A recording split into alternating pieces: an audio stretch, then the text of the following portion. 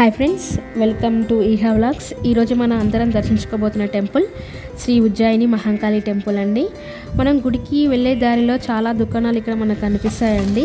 ఈ షాప్లలో గుడికి సంబంధించిన ఏ వస్తువైనా మనకి ఇక్కడ దొరుకుతాయి. మనం లోపలికి వెళ్ళగానే భక్తులతో గుడి మొత్తం సందడిగా ఉంటుంది. ఇప్పుడు మన బోనాల పండుగ వస్తుంది కాబట్టి గుడి మొత్తం పెయింటింగ్ వేస్తున్నారు. మనం లోపలికి వెళ్ళగానే అమ్మవారి దర్శనం అయితే కలుగుతుందండి. ఇప్పుడే ఇంతమంది భక్తులతో గుడి మొత్తం సందడిగా ఉంది. ఇంకా బోనాల పండుగ వస్తే ఇంకెంత సందడిగా ఉంటుంది, అసలు మనం చెప్పలేము ఆ సందడిని. ఇంకా గుడి మొత్తం భక్తులతో నిండిపోయి అసలు ఎంత బాగుంటుందో, అసలు అంత బాగుంటుంది. అసలు బోనాల పండుగ వచ్చిందంటే చాలు మనం బోనం ఎత్తుకొని అమ్మవారి గుడికి వెళ్ళి అమ్మవారికి సమర్పిస్తాం. అప్పుడు అమ్మవారి ఆశీర్వాదం మనకి ఎప్పుడు ఉంటూనే ఉంటుంది. ఇంకా గుడి దగ్గర పోతరాజుల సందడి, ఆ బోనాల పాటలు, అసలు ఆ బోనాల పండుగ రోజు ఆ ఎంజాయ్మెంట్ అనేది వేరే, అసలు నిజంగా వేరప్ప. ఇంకా మనం లోపలికి వెళ్ళిన తర్వాత అద్దాల మండపంలో అమ్మవారిని చూస్తుంటే ఎంత అందంగా ఉంటుందో, ఇంకా కాసేపు అక్కడే ఉంటే బాగుండు అని అనిపిస్తుంది ఆ టెంపుల్లో. అసలు శ్రీ ఉజ్జయిని మహంకాళి టెంపుల్ చరిత్ర ఏంటో మీ అందరికీ తెలిసే ఉంటుంది, కానీ మళ్ళొక్కసారి గుర్తు చేసుకుందాం పదండి. అసలు మెయిన్ ఇక్కడ చరిత్ర చెప్పాలంటే మిలిటరీ బెటాలియన్ బ్యాచ్ సికింద్రాబాద్ నుండి మధ్యప్రదేశ్లోని ఉజ్జయినికి బదిలీ చేయబడ్డారండి.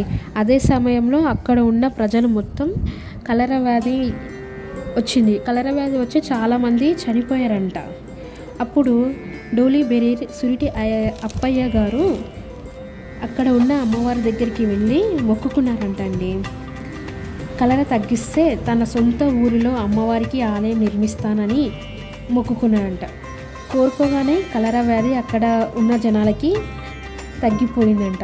మొక్కు ప్రకారం 2 సంవత్సరాల తర్వాత తిరిగి తన స్వస్థలానికి వచ్చిన అప్పయ్య గారు అమ్మవారి విగ్రహాన్ని తయారు చేయించి ఓ వేప చెట్టు కింద ఉంచి పూజించేవారు. ఆ తర్వాత అక్కడ చిన్న ఆలయం నిర్మించారు.